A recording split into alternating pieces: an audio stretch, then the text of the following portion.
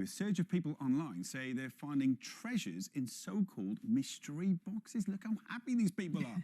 Some of which are being sold by big retailers. They're packed with undisclosed items, often returned goods and sold at discount prices. Well, we're joined now by consumer journalist Helen Dewdney. Why is this becoming so popular, Helen?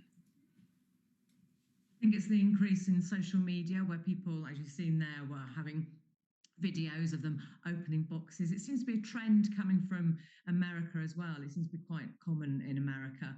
And we're seeing that more here now, and it's sort of a natural development from car boot sales. And we're seeing big names like Home Bargains, Debenhams doing mystery boxes, which are just full of, sometimes they're categorized into electronics or clothing, and so people are just sort of getting carried away, I think, with the temptation of finding a mystery box and finding some good bargains. They're just becoming very popular on social media. So is it excess stock then? Because you do see a lot of these videos where it's like the fun of the surprise, but what is it that they're actually getting? Well, it varies. So, as I say, you might find that it's a completely mixed box. It might be sort of all electronics, but they might be spending £50. You might be spending £100, and then what you're getting is a complete mystery. See there that you don't know necessarily what you're going to get. That's the whole sort of business about it. But you don't know whether you're going to get £30 worth of stuff or £100 worth of stuff when you're spending £50. So it is a gamble. Tell you what, I'm not being funny. If I get something through the post that's not a bill, I'm genuinely excited. I think I'd lose my mind if I got a box full of stuff I didn't know what it was. Is it like what if you get something and it's damaged or faulty? Do you have the same rights as you would if you were just a normal package that you were buying? Right. Well, here, if you're buying from a company or you're buying from a website that are selling on these boxes, you are protected in some ways by law. So you've got the consumer contract regulations, which means you've got 14 days in which to change your mind and 14 days to send the item back. So if you open the box and you think, oh, I don't really like this, and you haven't done anything to any of them, you can send them back.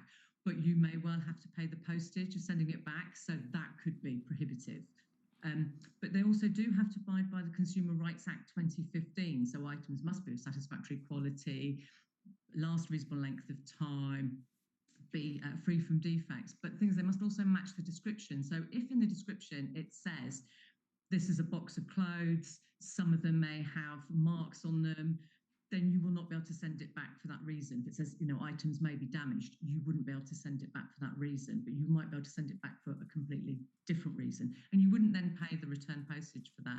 But if you're buying from a personal seller, then they need only to, a private seller, then they need only match the description. So be very careful and buy it from a company.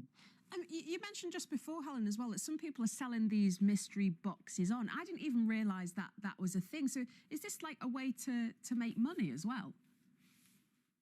It can be. So when people are buying the mystery box, you then take those items out and sell them as individual items where it then must match the description. So it can make money because you're then obviously selling on all those different items, but you need to be aware of possible tax liabilities. It'll be different for whether you're selling personal items, whether you're selling items to make money and your own circumstances. So do look at the HMRC website about your liabilities and whether you are meant to be paying tax there.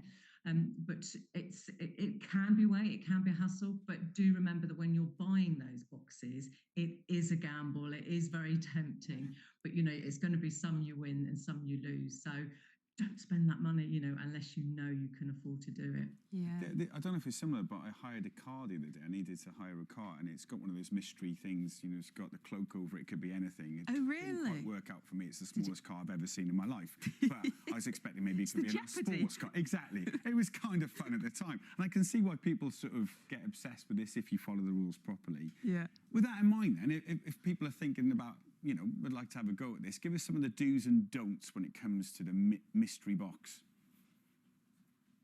Well, make sure that you're looking at reviews, you're looking at the websites and making sure they're on Companies House.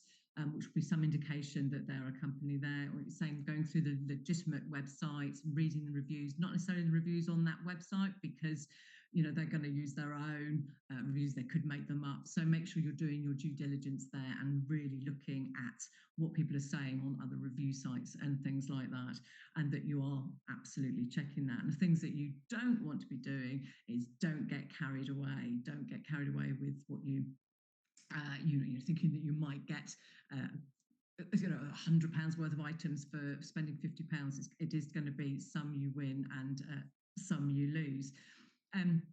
So making sure that you check the returns policies on those companies' websites. Remember that the law trumps whatever they might be saying on their policy. It's those consumer contract regulations, the Consumer Rights Act, they apply to traders. So make sure that you are checking that they are abiding by the law. It's good advice, because it feels like lots of people are doing it at the moment. Thank you very much, Helen. It's good to see you.